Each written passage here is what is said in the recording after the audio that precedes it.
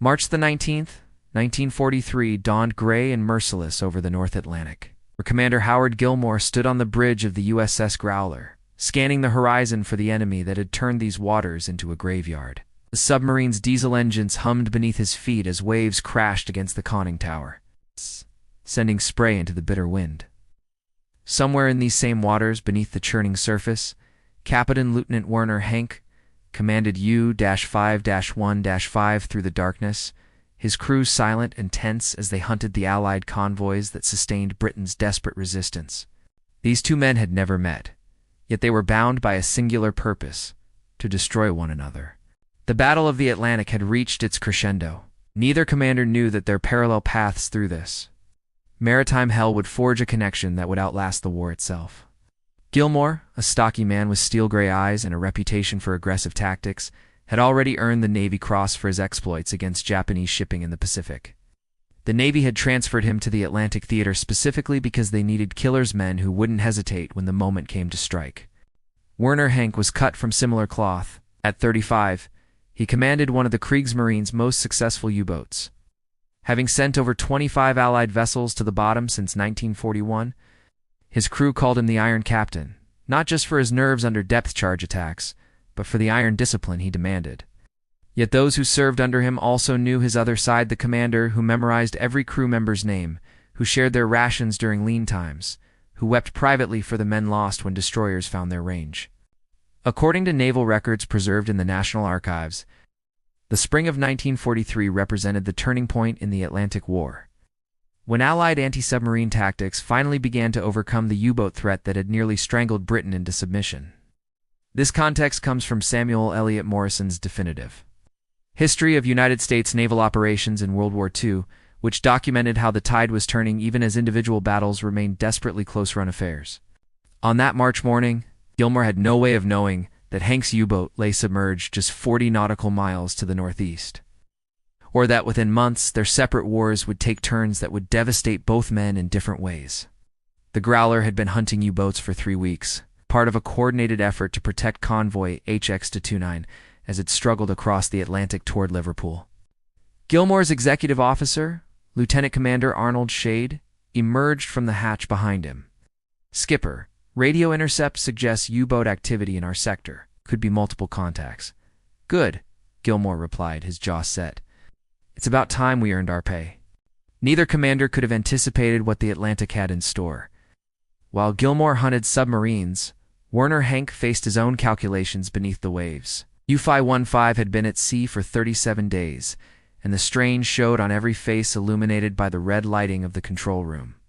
The boat stank of diesel fuel, unwashed bodies, and the peculiar metallic odor that permeated all submarines, what veterans called the smell of fear mixed with machinery.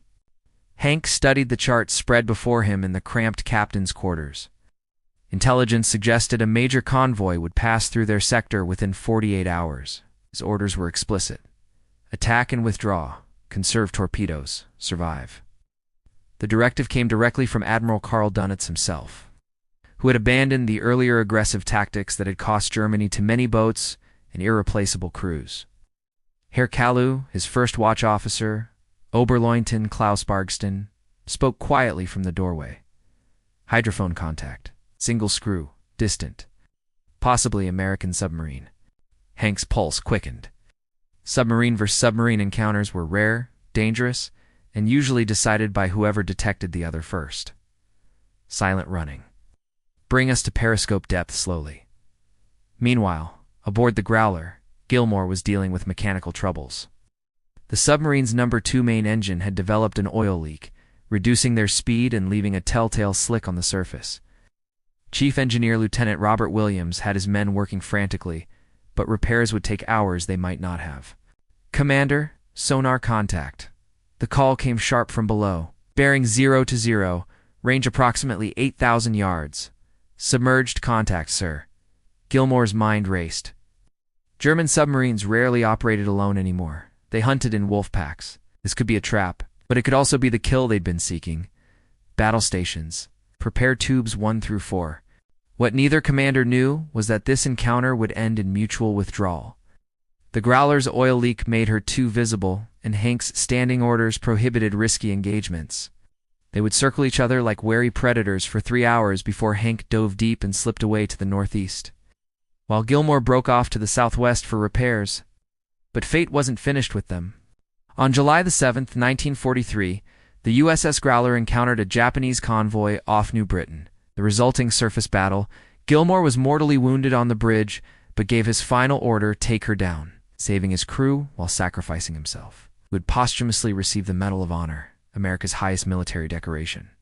Werner Hank survived longer. According to records from the German Federal Archives, UFI-15 continued operations until April the 9th, 1944, when American destroyers finally caught her off Madeira. Hank surrendered his boat and crew, was taken prisoner, and transported to Fort Hunt, Virginia, for interrogation. June the 15th, 1944, found Werner Hank behind the wire of Fort Hunt's interrogation facility, designated by American intelligence as Post Office Box 1862. The facility, situated on a bluff overlooking the Potomac River, housed high-value prisoners, U-boat commanders, Luftwaffe pilots, anyone who might possess strategic information. Hank sat in a sparse room, still wearing his salt-stained uniform, the Iron Cross at his throat feeling heavier than it ever had at sea. Lieutenant Commander John Fitzpatrick conducted the interrogation, a chess game of questions and silences. Fitzpatrick had lost his brother to a U-boat attack off North Carolina in 1942, a fact he never mentioned, but that colored every session. The Captain Lieutenant Hank: "Let's discuss your patrol patterns in the North Atlantic during 43. I am required to give only name, rank, and serial number." Hank replied in excellent English, learned during pre-war years when he'd worked briefly for a Hamburg shipping company with British partners. "Of course," Fitzpatrick said mildly, "though the war's effectively over for you. Surely you can see that Germany cannot win now." Hank's silence spoke volumes. He'd seen the deterioration himself, fewer U-boats returning, newer crews barely trained, the relentless Allied air cover that made surface running suicidal. His own boat had been caught in daylight, unable to dive quickly enough with mechanical problems that would never have plagued vessels earlier in the war. The Reich's industrial base was crumbling. Back in Wilhelmshaven, Hank's wife Elizabeth struggled to maintain their household with their 2 children, Carl, age 14, and Anna, age 12. The city endured near-constant Allied bombing raids, and food grew scarcer each month. Elizabeth had received the official notice that Werner was alive and in American custody, which brought relief mixed with new anxieties. Prisoners in American hands generally survived. Same couldn't always be said of German cities under bombardment. In Hartford, Connecticut, Howard Gilmore's widow, Mary, faced her own darkness. The telegram had arrived in August 1943, though she'd somehow known before the Navy car pulled up to her door. She'd felt it, that inexplicable severing. Their son, David, was only 10. Old enough to understand his father wouldn't return, but young enough to still expect him to walk through the door. Their daughter, Catherine, at age 8, kept asking when Daddy would come home from his submarine. Mary had attended the White House ceremony where President Franklin Delano Roosevelt presented her with Howard's Medal of Honor. The citation praised his selfless sacrifice, how he'd given the order to dive while mortally wounded on the bridge, saving his crew at the cost of his own life. The medal felt cold in her hands, inadequate compensation for the man she'd loved since high school. According to documentation from the Naval History and Heritage Command, this source material details how submarine warfare claimed not just lives at sea, but inflicted lasting trauma on families across all nations involved in the conflict. September the 3rd, 1944 marked a turning point no one could have predicted. Werner Hank made his final decision in the exercise yard at Fort Hunt, where prisoners were allowed 1 hour of supervised outdoor time daily. The autumn sun felt thin and inadequate. Nothing like the harsh light that had burned down on U-515's conning tower during surface transits. For weeks he'd grown increasingly despondent, his interrogations revealing that Germany's situation was far worse than he'd imagined. Oberst Ernst von Wehre, a Luftwaffe pilot, in an adjacent cell, had noticed the change. "Werner, you must hold on for Elizabeth and the children." But Hank had received word through Red Cross channels that Wilhelmshaven had been bombed again. His home was gone. Elizabeth and the children had fled to her sister's farm in Bavaria, but the letter was already 6 weeks old. Anything could have happened. The uncertainty gnawed at him worse than any depth charge attack ever had. At 1400 hours, Hank made his move. He rushed the perimeter fence during exercise period, climbing desperately despite guards shouting warnings. The official report, preserved in Army records, states that Private First Class William Henderson fired 3 shots, 2, striking Hank as he reached the top of the wire. He died within minutes, his body hanging grotesquely on the fence before guards could bring him down. Lieutenant Commander Fitzpatrick wrote the report with shaking hands, knowing he'd see this moment in his nightmares. Hank had been a warrior, an enemy, yes, but also a man pushed beyond endurance. The intelligence Fitzpatrick had extracted seemed hollow now, purchased at too high a price. When news reached Elizabeth Hank months later, after Germany's collapse, she wept for 3 days. Then she began the harder work of survival. Bavaria in 1945 was chaos refugees streaming in from the east. The Nazi government dissolved, American troops occupying what had been the Third Reich. She had 2 children to feed, no husband, in a world that viewed her as the enemy. In Connecticut, Mary Gilmore was building a different kind of survival. She'd returned to teaching, finding solace in the classroom's routine. David had grown quiet and serious beyond his years, already talking about the Naval Academy. Catherine had developed a fierce independence that worried Mary, as though her daughter had decided she could never rely on anyone completely again. The war in Europe ended on May the 8th, 1945. Mary listened to the radio broadcasts with mixed emotions, relief that it was over, rage that it had happened at all, and a hollow sense that victory changed nothing for families like hers.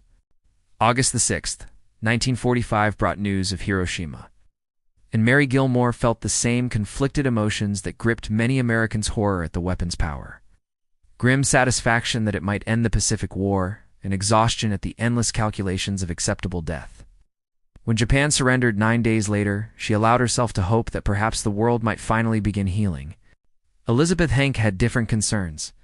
The American occupation zone in Bavaria brought both relief and humiliation. The Americans distributed food, which kept her children from starving. But they also enforced strict denazification procedures. Elizabeth had never joined the party. Werner's military position had made it unnecessary. But she was still German, still tainted by association with a regime whose full horrors were only now emerging in newsreels and witness testimony. Carl, now 16, worked on local farms for food and small wages. He'd grown tall and gaunt with his father's serious eyes and his mother's resilience. Anna, at 14, showed a gift for languages, picking up English from the American soldiers with remarkable speed. Elizabeth encouraged this language would be survival in the new world taking shape from the rubble. Across the Atlantic, David Gilmore celebrated his 13th birthday with quiet determination. He'd already decided his path. Naval Academy, submarine service, following his father's wake. Mary tried to discuss other options. David was gifted in mathematics, could pursue engineering or architecture, but she recognized that familiar set to his jaw. He was Howard's son in more than name. Catherine, now 11, had discovered photography. An aunt had given her an old Brownie camera. And Catherine documented everything: the Hartford streets, neighbors rebuilding their lives, veterans returning home with wounds visible and invisible. She had her father's observant nature, but expressed it through images rather than tactics. The Marshall Plan began flowing resources into Europe in 1947, and Bavaria slowly transformed. Elizabeth found work as a translator for the American administration, her fluent English proving invaluable. The irony wasn't lost on her. She worked for the nation that had killed her husband, helping them rebuild the nation that had started the war. But survival required pragmatism. Young Anna accompanied her mother to work sometimes, watching the American officers with curiosity rather than fear. One officer, Major Robert Sheffield, noticed the girl's intelligence and arranged for her to attend an English-language school the Americans had established. "Your daughter has potential," he told Elizabeth. "Don't let it be wasted." According to historical records from the U.S. Army Center of Military History, this source material demonstrates how occupation forces gradually shifted from conquerors to rebuilders, particularly in zones where local populations cooperated. In 1948, Karl Hank received a scholarship to study engineering at the Technical University of Munich. Funded by a program designed to educate young Germans in democratic values alongside practical skills, his first essay, required of all participants, asked students to reflect on Germany's past and future. January the 12th, 1952, found David Gilmour aboard a train to Annapolis. Having secured his appointment to the Naval Academy through a combination of academic excellence and his father's legacy, at 19, he possessed a seriousness that set him apart from classmates who viewed the academy as an adventure. For David, it was sacred duty, a continuation of the mission his father had died pursuing. Mary watched him go with pride and dread in equal measure. She'd remarried in 1952 Thomas Brennan, a kind widower who taught history at the local college. Now Tom had served in the army during the war, seen action in France, and understood the weight David carried. "He needs to do this," Tom had told her during sleepless nights when Mary worried. "It's how he keeps Howard alive." Catherine, now 18, had won a photography scholarship to the Rhode Island School of Design. Her senior project, Portraits of War Widows, had earned attention from local newspapers. She'd photographed her mother as part of the series, capturing something Mary hadn't known was visible, the permanent shadow behind her eyes that even remarriage couldn't erase. In Munich, Karl Henk graduated with honors in mechanical engineering and immediately secured a position with a rebuilding firm that specialized in infrastructure projects. Germany's economic miracle was underway, the devastated nation transforming with remarkable speed. Karl threw himself into work with his father's intensity, as though building bridges and factories could somehow compensate for the destruction Werner had participated in. Anna Henk, now 20, had developed into a striking young woman with dark hair and her father's penetrating gaze. She'd studied international relations at university, drawn to understanding how nations might prevent future catastrophes. Her thesis examined the failure of the League of Nations and the formation of the United Nations, concluding that only sustained economic interdependence could prevent another war.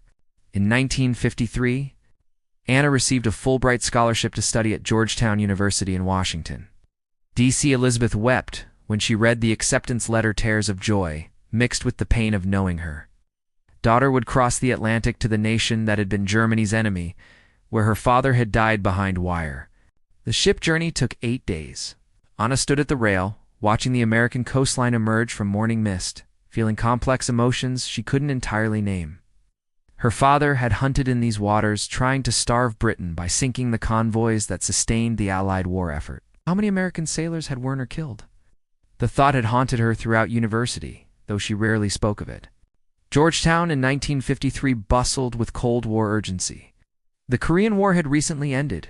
McCarthyism gripped Washington, and America's attention had shifted from defeated fascism to the Soviet threat. Anna found herself welcomed, but viewed with curiosity, a German student in the capital, daughter of a U-boat commander, studying how to prevent wars. October the 17th, 1954, brought an unseasonably warm autumn day to Washington, the kind where summer lingered stubbornly against the turning season.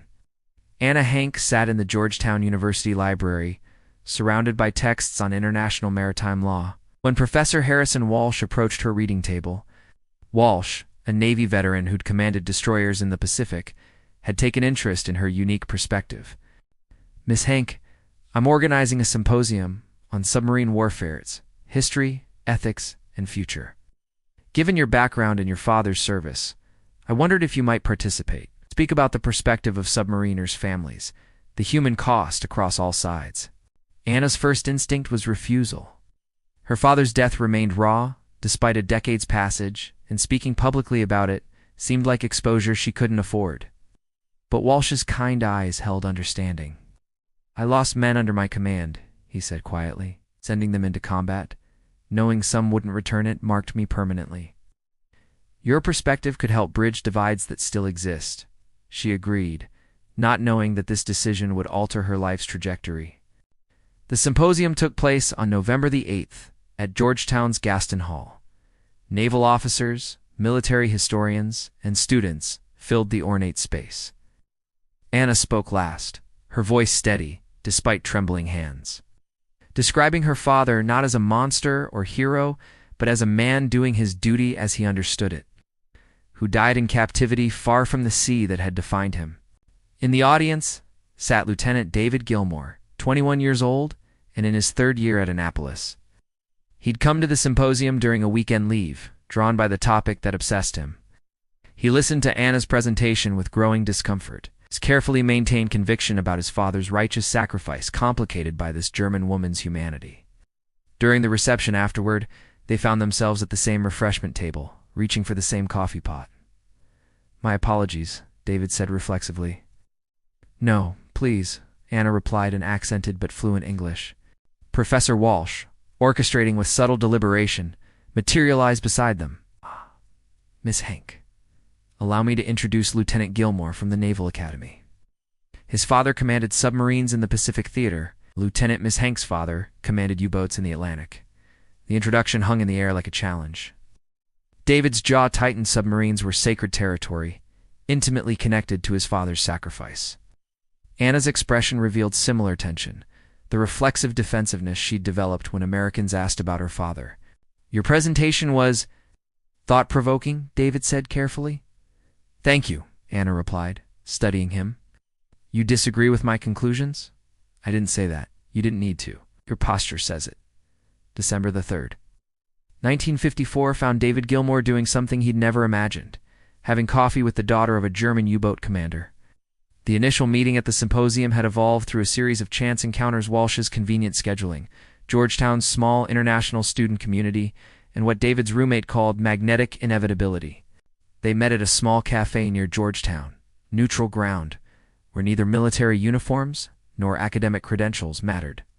Anna arrived first, ordering coffee and staring at the steam rising from her cup, while wondering why she'd agreed to this. "I'm not late, am I?" David asked, appearing with his usual punctuality. "No, I'm early." Habit. They sat in awkward silence until David broke it with characteristic directness. "I should be honest. I came today because I'm trying to understand something. Your father sank Allied ships. My father died fighting the Japanese, but he was hunting German U-boats before that. We should be enemies, should we?" Anna met his gaze. "The war ended 9 years ago. Are we still fighting it? Aren't we? I'm training to command submarines, following my father's path. And I'm studying international relations, trying to ensure no one else's father has to die in a metal tube beneath the ocean." Her voice carried an edge, so perhaps we're on opposite sides still. David considered this. Or perhaps we're both trying to honor our fathers in different ways. The conversation shifted, tentatively at first, then with growing ease. Anna described growing up in post-war Bavaria, the strange normality children created amid ruins. David spoke about growing up without his father, constructing an image of a man he barely remembered from photographs and other people's stories. "Do you know what the hardest part is?" Anna said, as afternoon faded to evening. "I can't separate my father from what he represented. The uniform, the cause, the machinery of destruction. Was Werner Henk a good man serving an evil regime? A victim of propaganda? A willing participant in atrocity? I was 12 when he died. Remember him reading me stories, teaching me to sail in the Baltic before the war. How do I reconcile those memories with what I learned later about the regime he served?" David had no answer. His father was simpler, an American hero. Medals and commendations, sacrifice and service to a just cause. But Anna's question unsettled something in him. Howard Gilmore had killed too, sent men to the bottom. The rightness of the cause didn't erase the taking of life. They began meeting regularly, their conversations ranging across history, philosophy, and the painful process of inheriting war's legacy. Anna showed David letters Werner had written from sea, describing the claustrophobia and fear, the burdens of command, his hope that his children would never know war. March the 28th, 1955 brought the revelation that would transform everything. David had secured leave to visit the Naval Archives in Washington, researching submarine operations for his senior thesis. Anna accompanied him, her own research requiring similar materials. They worked at adjacent tables in the archives reading room, occasionally sharing documents of mutual interest. David was examining patrol reports from Atlantic submarine operations when he found the entry dated March the 19th, 1943. USS Growler encountered submerged contact bearing 020 range, approximately 8,000 yards. Battle stations called. Contact identified as possible EU boat, likely Type 7C based on sonar signature. Engagement prevented by mechanical issues aboard Growler. Contact withdrew to northeast after 3-hour mutual awareness period. His breath caught. He showed Anna the document. She pulled German naval records she'd obtained through university connections. U-5-1-5 single quotes was war diary for the same date. 14:20 hours, hydrophone contact identified as American submarine, likely geotope glass. Held position at periscope depth for observation. Standing orders prohibited engagement. American submarine withdrew southwest. We proceeded to assign patrol sector. They stared at each other across the table, the implications slowly crystallizing. Their fathers had encountered each other in the North Atlantic, circled like predators, and separated without firing. It was the only documented encounter between the USS Growler and U-5-1-5 in the archives. They could have killed each other that day, David said quietly. If your father had attacked, or if my father hadn't had mechanical problems, ... But they didn't, Anna said. They each went on to their fates, your father to his sacrifice in the Pacific, mine to his death in captivity. But on March the 19th, 1943, they chose not to destroy each other. The discovery changed something fundamental between them. What had been tentative friendship deepened into something neither could entirely name. They began spending more time together, ostensibly researching, but really processing the strange connection that bound them. David's classmates at Annapolis noticed the change. His roommate, Peter Morrison, confronted him one evening. "You're involved with that German girl, Anna?" David corrected. "Her name is Anna. Your father died fighting Germany. My father died fighting tyranny. Anna wasn't part of that. She was a child. Her father sank our ships, and my father sank theirs. That's what war is, Peter. But the war's over." June the 15th. 1956 found David Gilmour standing in dress whites at the Naval Academy Chapel, waiting for Anna Hank to walk down the aisle. The decision to marry had come gradually. A recognition that the improbable connection between them represented something larger than personal attraction. It was a bridge. Across the Atlantic's darkest years, a refusal to let hatred outlive the men who'd fought with honor on both sides. The wedding was small, intimate, fraught with symbolism neither could escape. Mary Brennan sat in the front pew, her emotions complex beyond words. When David had told her about Anna, about her father, Mary had gone silent for a long moment. Then she'd asked to see Werner Henk's photograph. She'd studied it, a stern man in his U-boat commander's cap. The Iron Cross Visibland finally said, "He looks like he carried weight, like Howard did." Elizabeth Henk had made the journey from Bavaria, her first return to America since Werner's imprisonment. She wore black, not in mourning, but as acknowledgement of the past's gravity. When she met Mary Brennan, the two women embraced wordlessly. Recognizing in each other the same permanent loss, the same impossible process of moving forward, the ceremony was ecumenical, conducted by both a Navy chaplain and a civilian minister. Anna wore simple white, refusing elaborate celebration. David had invited his Naval Academy classmates, many of whom attended with visible reservations. The German expatriate community in Washington sent representatives. Though some disapproved of Anna marrying a military officer, seeing it as betrayal of different kind. Professor Walsh gave a short speech at the reception held in a Georgetown hall overlooking the Potomac. History tells us that war creates enemies, but history also shows us that peace requires former enemies to become partners. David and Anna represent the possibility, the necessity of such transformation. Their fathers fought with honor in a terrible war. Their children's union honors both men by choosing a different path. Karl Henk had traveled from Munich, successful now, engaged to a fellow engineer. He and David had spent an awkward evening together the night before, German engineer and American naval officer. Finding unexpected common ground in technical discussions of submarine design. "Your father was a good commander," Karl finally said. "Honorable, like mine tried to be, despite serving a dishonorable cause." Catherine Gilmour, now 23 and establishing herself as a photojournalist, documented the wedding with her camera. She understood better than most what this union represented. Her photographs would later appear in a Life magazine essay about post-war reconciliation, though the article avoided naming the specific families involved. As David and Anna exchanged vows, both thought of men they'd never met: Howard Gilmour on the USS Growler's bridge, giving his final order, and Werner Henk climbing the fence at Fort Hunt in desperation. Two warriors who'd tried to kill each other, or at least would have if circumstances had aligned differently, now connected through a marriage neither could have imagined. The reception ended as evening fell over the Potomac. David and Anna stood at a window overlooking the river, watching lights reflect on water. Somewhere beneath the Atlantic, the wrecks of countless submarines rested, German and American, British and Japanese, metal tombs holding men who'd never come home. "Do you think they would approve?" Anna asked quietly. "Your father and mine?" David considered this. "I think they'd understand that the next generation has to find a different way. We honor them by remembering, but not by repeating. By building rather than destroying." They left the reception to begin their life together, a Navy officer and a refugee's daughter. Bound by history's strangest twist, David would serve with distinction in the submarine force, rising to commander before transitioning to naval intelligence. Anna would become a professor of international relations, publishing influential works on conflict resolution and reconciliation. They had 3 children, naming their eldest son Howard Werner Gilmore, carrying both grandfathers' names forward.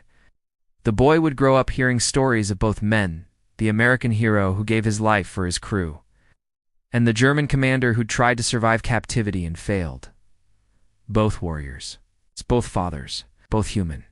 The war that had tried to force their fathers to kill each other had instead, through the strangest alchemy of history and human connection, made their children family. In this perhaps lay the only victory worth claiming from that terrible era, the proof that even the deepest wounds could eventually heal, that even the fiercest enemy's children could find common ground, that the future need not be imprisoned by the past's hatreds.